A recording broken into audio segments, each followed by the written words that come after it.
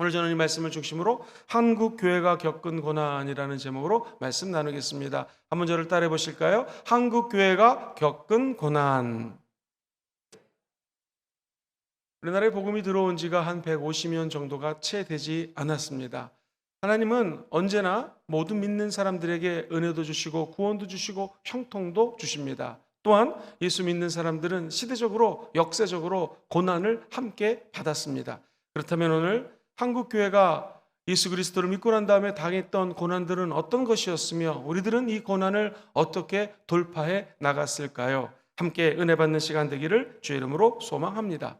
그런데 우리가 자칫 잘못하면 이 고난 주간에 지나치게 고난에 초점을 맞추면 뭔가 실수할 수가 있습니다. 기독교는 고난이 있습니다. 그러나 예수 그리스도 이 땅에 오신 우리 하나님의 아들은 고난을 겪고 부활하셨습니다. 우리도 부활하신 예수님께 초점을 맞춰야지 지나치게 고난을 쫓다 보면 이 잘못하면은 고난을 통해서 구원을 받는다라고 하는 엉뚱한 신비주의에 빠질 수가 있습니다. 사랑하는 우리 성도님들이 고난은 당하되 우리 인생에 반드시 부활이 기다리고 있다는 것을 잊지 않게 되기를 다시 한번 주의 이름으로 축원드립니다. 하나님은 개인을 통해서도 역사하십니다. 우리 순복음 금종교회를 통해서도 역사하시죠. 교회를 통해서, 지역교회를 통해서 역사하세요. 그러나 또한 하나님은 한 나라를 통해서 역사하십니다. 우리나라에 정말로 조선시대에 왕이 통치하는 그런 나라였습니다. 그리스도의 복음이 캐톨릭을 통하여 전파되었을 때에 캐톨릭이 전하는 복음과 한국이 정치적인 것과는 맞지가 않았습니다. 그래서 천주교는 엄청난 박해를 받았습니다. 감사하게도 우리나라에 개신교가 들여올 무릎에는요, 국가의 개화의 의지가 어느 정도 있었기 때문에 캐톨릭처럼 많은 핍박과 순교는 좀 적었습니다. 개신교는 천주교에 비해서 더 사실은 근대 문명에 대한 큰 갈망이 있었습니다. 아니나 다른가 입헌 군주제를 하려고 무진 애를 썼고 유교 문명과는 완전히 성격이 다른 모습으로 하나님의 메시지가 이 나라에 울려 퍼지기 시작했습니다. 선교사님들이 들어와서 개화 사상을 선포했을 뿐만 아니라 병원도 세우고 학교도 세우고 여성들의 여러 가지 영적으로 사회적인 위치를 올리기 시작했습니다. 그러던 이 나라에 1910년 한일 합방이 이루어지게 됩니다. 우리가 잘 아는 것처럼 일본 제국주의가 이 나라를 통치하며 우리는 굴욕적으로 36년간 일제의 압제 가운데 살아가게 됩니다. 이 민족의 예수 그리스도를 믿고 난 다음에 가장 큰 고난은 바로 이 일제 시대의 고난이었습니다. 일본 제국주의로부터 받던 고난이 있었을까요? 이 나라의 복음이 선포된 것이 1910년이었고 1911년 이른바 105인이라고 하는 사람들이 하나님의 나라 확장을 위하여 또 조국의 근대화를 위하여 우리나라의 독립을 위하여 열심히 선포하고 나아갔습니다. 안타까운 것은 전부 다 일본 제국주의가 우리가 잘 아는 이승만 대통령이라든가 이상제 민족주의자들을 다 감옥에 집어넣습니다. 이른바 한선 감옥에 들어갔죠. 그러나 그들이 그곳에 들어가서 예수를 믿기 시작합니다. 기존에 가졌던 전통적인 신앙을 버리고 하나님을 믿기 시작합니다. 안타까운 것은 적어도 국내에서 1911년부터 1919년까지 18년 거의 20년 가까이 우리나라에서 어떤 운동다운 운동이 일어나지가 않았습니다. 그래서 이제 일본은 드디어 한국이 조선이라는 땅이 드디어 일본과 하나가 되었구나, 일본의 한 지방처럼 여겨지는 이런 시대가 도래했구나 생각했습니다. 사랑하는 성도님들, 눈에 시냇물이 흐르는 게 안 보일지 모르지만 그 밑에서 물은 줄줄줄줄 흘러갑니다. 순복음 금종교의 땅을 팠더니 70m, 100m 파고 들어갔더니 엄청나게 많은 생수가 있어서 그 약수물이 버스 정류장 앞에서 지금도 도도하게 흐르고 우리는 그 물을 마실 수 있는 것처럼 복음을 향한 하나님의 백성들, 예수로 충만한 하나님의 백성들은 하나님을 믿기 때문에 가만히 있을 수가 없었습니다. 때마침 고종 황제의 장례가 있었습니다. 사람들이 모이기 시작합니다. 그러면서 민족주의의 리더십들이 발휘가 되었습니다. 33명의 민족을 사랑하는 리더 중에서, 즉 독립선언을 하고 3.1운동을 일으켰던 33명의 리더십 중에서 무려 16사람이 예수 믿는 사람이었습니다. 거의 반입니다. 50%가 예수 믿는 크리스찬들이 민족의 지도자로 두각이 되었고, 그들이 복음을 선포하고 하나님 나라를 선포하고 조국의 광명을 노래하며 독립을 외치기 시작합니다. 이 33명 중에 16이면 꽤 많았겠네요 라고 생각할 수 있을 것입니다. 그 당시 우리나라 민족이 2천만이라고 하지만 정확하게는 1600만 명 내외였습니다. 예수 믿는 사람 20만밖에 안 됐습니다. 계산을 해보면 1.5%예요. 오늘날 예수 믿는 사람들이 뭐 20%, 25%라고 하는데 그때는 1.5%, 1600만 중에서 20만만이 예수를 믿었습니다. 놀라운 통계를 보니 3.1운동 우리 유관순 누나 그리고 리더십들이 하나님의 나라의 통치를 바라며 조국 광복을 위해서 외치지 않았습니까? 그때 우리나라에 3월 1일부터 5월 달까지 감옥에 가서 열심히 리더십으로 조국을 위해서 하나님을 사랑하는 마음으로 외쳤던 그들이 무려 22%가 예수 믿는 사람들이었습니다. 1.5% 크리스찬 중에서 22%가 감옥에 간 사람들 중에서 22%가 예수 믿는 크리스찬이었습니다.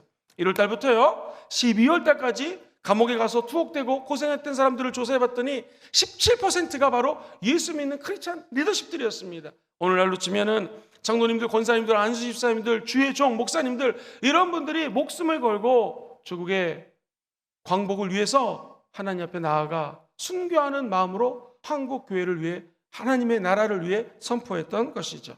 사랑하는 성도님들, 결코 적은 숫자가 아닙니다. 소금은 양이 많다고 소금이 아닙니다. 소금은 작지만 맛을 내는 것이 소금이죠. 한국 교회가 1.5%였지만 이 나라의 독립을 주도했고 하나님의 나라의 참된 빛과 소금의 역할을 감당했던 것이 바로 20년 전 조국 대한민국의 하나님의 백성들, 예수 믿는 사람들이었습니다. 오늘날 예수 믿는 사람들이 1000만, 1200만이라고 이야기를 하지만 실제 그때와 같이 찬란한 빛의 역사, 소금과 같은 맛깔스러운 맛을 내는 크리스찬들이 줄어들고 있기 때문에 한국 교회가 세상 사람들로부터 지탄을 받고 있는 것이죠. 물론 3.1운동은 일본 제국주의와 한민족 간의 싸움이었습니다. 그러나 그 뒤에는 도도하게 흐르는 예수 그리스도의 십자가 정신이 있었고 나라와 민족을 위한 하나님의 백성들의 눈물이 있었던 것이죠. 사람들은 흔히 얘기합니다. 일본 제국주의가 첫 번째 창씨개명하라, 김씨가 아니라 일본말로 성을 바꿔라, 한글을 사용하지 말아라, 그리고 신사참배를 해라 라고 이야기를 한 것을 잘 알고 있습니다. 우리 하나님의 백성들, 조국 대한민국에 있는 많은 안타까운 백성들이 원치 않는 전쟁에 끌려갑니다.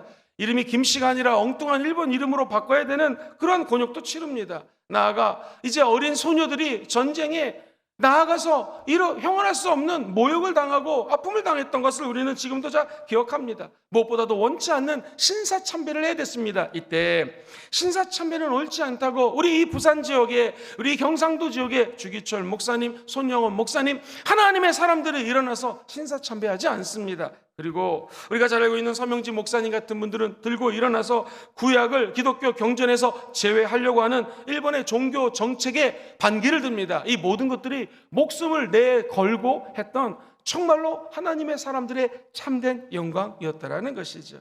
이 기간 한국 기독교인들은 신앙 때문에 엄청나게 많은 핍박을 당했습니다. 투옥됐습니다. 사도 바울이 에베소서를 향하여, 에베소에 있는 교회를 향하여, 빌립보 지역을 향하여, 빌레몬, 그리고 우리가 잘 알고 있는 골로새에 있는 지역의 성도들에게 편지를 쓴 것을 우리는 옥중서신이라고 하지요. 수많은 예수 믿는 사람들이 투옥되어서 그곳에서 하나님을 노래하고 예수를 증거하고 죽음 앞에서도 그리스도를 부인하지 않았던 것을 우리는 다 알고 있습니다. 우리 순복음 금종교회가 아닌 한국교회가 이러한 우리 선조들의 믿음 위에 세워졌던 것을 저와 여러분들이 기억하시고 우리나라의 참된 소망이 오직 기독교, 예수 믿는 사람에게 있음을 우리는 다시 한번 선포하며 나아갔으면 참 좋겠습니다. 일본 당국은 한국교회를 압제하기 시작했습니다. 탄압하기 시작합니다. 그리고 한국교회가 1.5%밖에 되지 않았지만 한국 사회에 너무나 많은 선한 영향력, 이게 리더십이거든요. 리더십을 끼치는 걸 보면서 일본은 어떻게 하든지 예수 믿는 사람들을 괴롭히려고 애를 썼던 것이죠. 그러던 이 나라, 이 민족의 두 번째 큰 고난이 다가왔습니다. 그것은 동족 상쟁의 엄청난 비극이었습니다. 하나님께서는 이 나라를 어떻게 역사하실지 하나님의 섭리는 우리가 잘 모르지만 한국 전쟁으로 인해서 한국교회는 큰 어려움에 봉착하게 되었습니다. 우리가 잘 아는 것처럼 1907년도에 평양의 장대현 교회에서 엄청난 부흥이 일어났죠. 북한 공산주의자들은 이 예수 그리스도 믿는 사람들을 제일 먼저 부르주아 계급 또는 자기들이 사상을 추구하는데 방해되는 사람들이라고 생각했기 때문에 무조건 제거하려고 했습니다. 지금도 만약 공산주의가 또는 공산당이 이 나라를 쳐들어와서 우리나라가 공산주의로 통일이 된다면 우리 계신 장로님들, 부교육자님들, 우리 권사님들, 안수집사님들 제일 먼저 잡혀갑니다. 그때 그랬습니다. 예수 믿는다는 이유 하나 때문에 처형을 당하고 부르주아라는 계급도 아니었는데 죽음을 당했던 수많은 예수 믿는 사람들이 북한에 또 일제가 우리나라를 핍박했던 것처럼 북한에 있는 공산주의자들이 쳐들어와서 수없이 많은 예수 믿는 사람들에게 곤욕을 주었던 것을 우리는 잘 알고 있습니다. 실제로 우리나라의 충청도에 들어가서 예수 믿는 사람들을 다 예배당에 집어넣고 총살했던 기억도 있습니다. 사랑하는 성도님들, 그러나 우리 하나님은 이 6.25 전쟁을 통해서 예수 믿는 사람들의 색깔을 드러나게 되었고 우리나라에 수없이 많은 우상과 사신을 섬기는 악한 재단들이 있었습니다. 6.25 전쟁 때문에 수없이 많은 사찰들이 무너지게 되었고 오히려 그 어려운 가운데서도 예수 믿는 사람들은 모여 기도하며 예배당을 찾았던 것을 우리는 기억할 수가 있습니다. 북한은 어떻게 해서든지 쳐들어오기 전에 남한의 남로당을 중심으로 사회를 흐트러 놓기 시작했습니다. 소련과 연합된 북한 공산당이 대한민국에 새벽 4시에 6.25 날 쳐들어오기 시작합니다. 남침을 했던 것이죠. 절대 북침이 아닙니다. 이 전쟁을 통하여 조국 대한민국은 완전히 황폐가 되었습니다. 살아계신 하나님께서는 교회가 이제 지하 활동을 할 수밖에 없게끔 만들었습니다. 수많은 교회도 파괴가 되었고 셀 수 없는 수없이 많은 크리스찬들이 다 죽었습니다. 예수님이 때로는 자유를 위하여 죽음을 선택하게 해야 될 때도 있다는 것이죠. 우리 예수님이 저와 여러분들을 위해서 십자가에 죽으신 것은 우리를 자유케 하기 위해서 죽으셨습니다. 죽고 부활하신 것처럼 한국교회는 유교라고 하는 엄청난 어려움을 겪었지만 부활의 은혜 가운데 승승장구하며 60년대, 70년대, 80년대 엄청난 부흥의 맛을 보았던 것을 우리는 알고 있습니다. 바라기는 한국교회가 코로나 때문에 엄청난 어려움에 처했습니다. 핍박도 당했습니다. 그리고 예수 믿는 것 때문에 곤란한 상황들을 우리가 지난 3, 4년 동안 많이 경험했습니다. 하나님께서는 고난을 주시지만 그 민족을 향한 계획이 있습니다. 우리 한국교회가 어려움을 당했지만 저는 확신합니다. 이것 때문에 한국교회는 더 잘 되게 될 것입니다. 수년 내에 부흥이 있게 될 것입니다. 하박국 선지자가 외쳤던 그날은 결코 쉬운 상황이 아니었습니다. 그러나 우리 하나님이 수년 내에 부흥을 줄 거라고 선지자가 노래했던 것처럼 우리 하나님을 믿는 저와 여러분들이 이 어려운 코로나가 거의 끝나고 가고 있는 이 즈음에 우리는 믿습니다. 이 고난 뒤에는 하나님의 은혜가 담겨져 있고 하나님의 섭리가 감추어져 있는지를 확신합니다.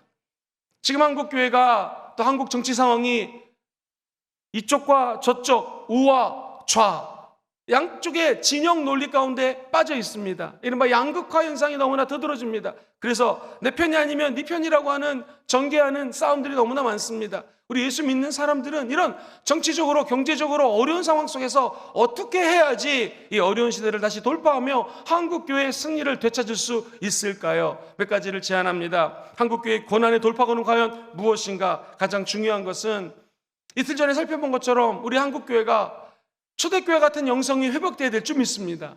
영성은 예배입니다. 예배를 통해서 우리의 영성이 회복되는 것이죠. 그래서 조국 대한민국에 있는 우리 교회를 포함한 모든 교회들이 초대교회 같은 성령의 역사가 다시 일어나기를 주의 이름으로 소망합니다. 모여서 예배를 드릴 때마다 불의 같이 갈라지는 성령의 역사가 각 사람의 임하기를 주의 이름으로 축복합니다.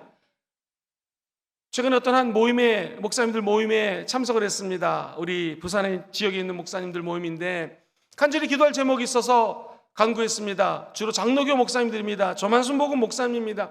근데 그 지도 목사님이, 리더십 목사님이 맨 끝에 대표 기도, 맨 끝에 클로징하는 기도를 우리 순복음 금종교회 김영구 목사님 해주십시오. 그래서 의아했습니다. 왜냐하면 전부 다 장로교 목사님들이기 때문에 거기 리더십들이 있기 때문에 그분들이 할 줄 알았습니다.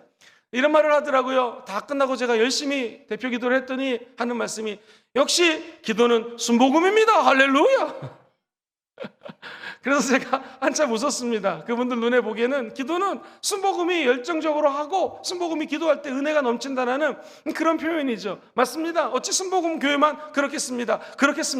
한국교회 회복되기 위해서는요, 초대교회 사람 바라보지 않고 500명이 예수님의 승천하는 것을 바라봤지만 120명이 마가다락방에 모여서 간구하고 불러불러 했을 때 성령의 역사가 일어났던 것처럼 다시 우리가 모여 예배 드릴 때마다 성령의 불이 우리 심령 속에 임하기를 주의 이름으로 축복합니다. 예전에 성령을 받았던 사람들도 다시 기도해서 우리 마음에 다시 열정이 회복되기를 주의 이름으로 축원합니다.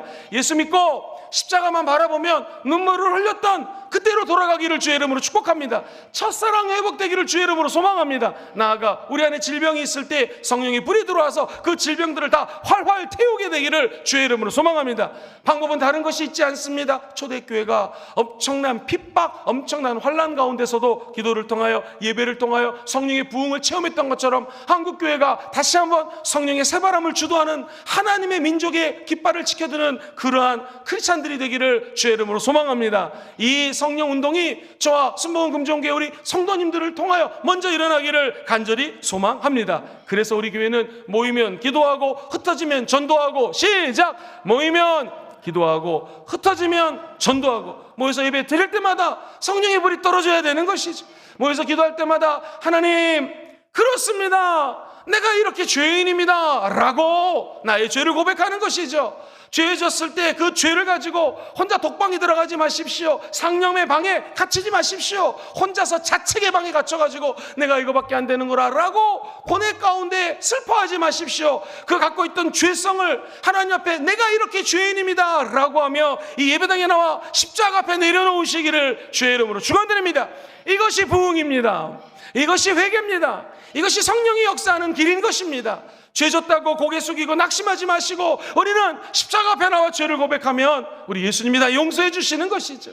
이것이 예배의 가장 핵심 아닙니까? 기독교의 진리 아니겠습니까? 오늘도 우리가 죄진 모습으로 나올 수 있습니다. 부족한 모습, 연약한 모습으로 나올 수 있습니다. 그러나 성령이 임재하는 이 예배처소에 나와 기도하고 회개하면 성령의 불꽃이 임하게 될 것이요, 한국교회 처절한 몸부림 가운데 기독교인들이, 크리스찬들이 찬란한 소금의 맛을 냈던 것처럼 저와 여러분을 통하여 그런 기적이 지금도 일어나게 될 줄 믿습니다. 나아가 예수 믿는 한국교회 성도들이 지역을 섬겨야 됩니다. 하나님은 이 나라의 로컬 처치, 그 지역의 교회들을 세워주셨습니다. 하나님은 왜 35년 전에 순복음 금종교회라고 하는 교회를 이곳에 세워주셨을까요? 저 부산 대학교 후문에 있었던 교회, 50명에서 많으면 76명 정도 출석했던 조그만 개척교회에 하나님의 은혜가 임하게 되었고 한 주의 종이 부임하게 되었습니다. 우리가 너무나 잘 아는 것처럼 두실역 앞에 한 빌딩을 빌려서 예배를 드리기 시작했습니다. 수많은 환자들이 그 교회에 다니기 시작했고 하나님의 영광이 이 지역을 넘어서 부산 지역이라는 곳에 비춰지게 되었습니다. 그리고 하나님은 부산 외국어 대학교보다도 먼저 이곳에 교회를 세우게 되었습니다. 그리고 이 땅은 하나님께서 부산 외대의 땅을 우리에게 선물로 주셨고, 그때 영종률로 따져보니 지상 8층, 9층까지 올릴 수가 있었고 지하 3층까지 땅을 팔 수가 있었습니다. 오늘날의 영종률로는 4층, 5층밖에 올라가지 못합니다. 그러므로 어떤 사람이 이 건물을 만약 무너뜨린다면 이제 5층밖에 짓지 못하는 그런 건물을 하나님의 은혜로 8층으로 또 옥상까지 합치면 9층, 지하까지 합치면 12층, 13층으로 건축할 수 있었던 은혜를 하나님이 부어주신 것이죠. 왜 이 교회를 이 지역에 세웠을까요? 그것은 우리 눈앞에 있는 남산동, 청량동 바로 옆에 있는 부산 외대를 하나님께서 섬기라고 세워주신 것입니다. 어저께 2명의 주의 종과 2명의 평신자들과 함께 부산 외대에 올라가서 복음을 증거했습니다. 지난주부터 우리 한 장로님께서 부산 외대 청년들 쿠키 사주라고, 과자 사주라고, 사탕 사주라고 헌금을 해주셔서 그 돈으로 쿠키와 사탕을 사가지고 2시부터 4시까지 커피를 공짜로 주고 있었습니다. 자세히 봤더니 부산에서 외대에서 학생들을 섬기기 위해서 좋은 커피 머신 2개를 샀고 2시부터 4시 졸린 시간이니 누구나 외대 학생들은 와서 커피를 마실 수 있도록 무료로 커피를 제공했습니다. 하나님의 은혜로 거기서 아르바이트하는 그것을 총 책임지는 자매가 우리 외대 학생 4학년인데 우리 순복음 금종교회 성도입니다. 할렐루야! 주일 2부에 맨날 저희 앞에 나와서 예배를 열심히 드렸던 목사님 딸이기도 하고요, 외부 지역에 와서 우리 대학 다니는 동안에 우리 교회를 열심히 나왔던 자매입니다. 지금도 나오고 있습니다.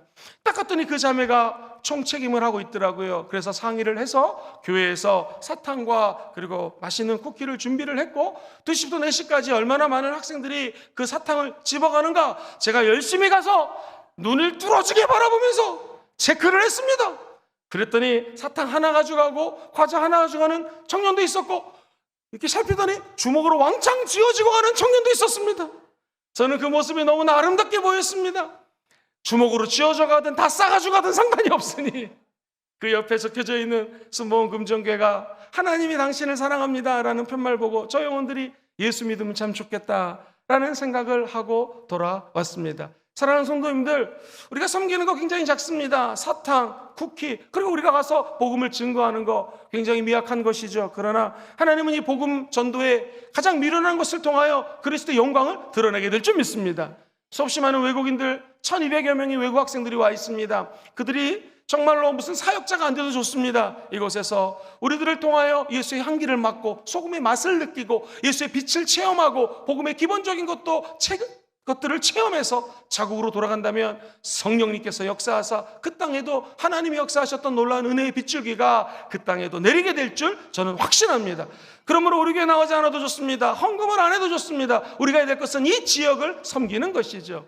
참 신기한 것은 나쁜 소문도 쫙 퍼지지만 우리 교회가 새로운 총장님이 오셔서 부산 외대를 적극적으로 후원하고 있다는 것이 소문이 났나 봅니다. 목사님들이 카톡을 보내오시는데 부산 외대의 사진을 띄우면서 우리 순복음 금정교회가 부산 외대를 위해서 전도하고 있다는 것을 총장님께로 들었습니다 하면서 카톡이 오는 것을 보면서 참 이 한국교회 나쁜 소식도 빨리 퍼지지만 적어도 목회자들, 리더십들 가운데는 우리 교회가 옆에 있는 대학을 섬기고 있다는 것이 적어도 리더십들에게는 소문이 퍼지고 있는 것을 제가 느낄 수가 있었습니다. 그렇습니다.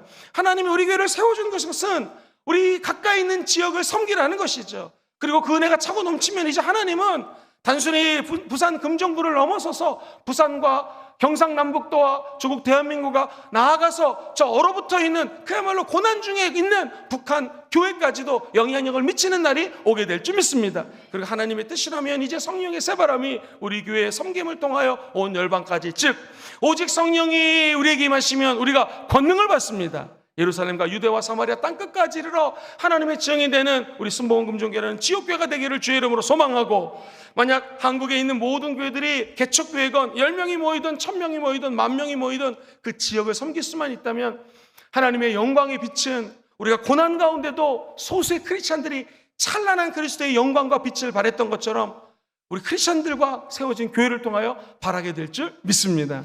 말씀을 정리합니다. 한국교회 예수님을 믿고 수없이 많은 은혜들이 있었고 놀라운 부흥이 있었습니다. 그러나 그 뒤에는 엄청난 눈물과 아픔과 고난도 있었습니다. 일제시대 제국주의 때문에, 6.25 동란 때문에 가장 마음이 아픈 것은 아직도 북한 공산주의 안에서 신음하고 있는 북한 교회들, 북한 크리스찬들을 바라보면 정말로 마음이 아플 때가 많이 있습니다. 바라기는 성령의 새바람이 다시 한번 불어와서 우리 한국에 있는 교회들마다 예배가 초대교회처럼 회복될지어다, 중세교회처럼 타락하지 아니하고 오히려 지역을 섬기고 나누고 사랑의 빛을 나눠주면서 우리나라가 한국에 있는 교회들이 다시 새롭게 일어나기를 주의 이름으로 소망합니다. 그래서 바라기는 저 북한 땅도, 나아가 핍박과 압제 가운데 있는 모든 예수 믿는 사람들도 예수가 우리를 자유케 위하게 하기 위하여 십자가를 짊어지고 죽고 부활하셨듯이 그 부활의 역사, 부흥의 역사, 하박국 선지자의 노래처럼 반드시 이루어질지어다. 그것이 저와 여러분들의 미약하지만 이 기도를 통하여 이루어지게 될 줄 믿습니다. 그 은총이 우리 교회를 통하여 세상의 모든 열방으로 퍼져나가기를 다시 한번 주의 이름으로 축원합니다.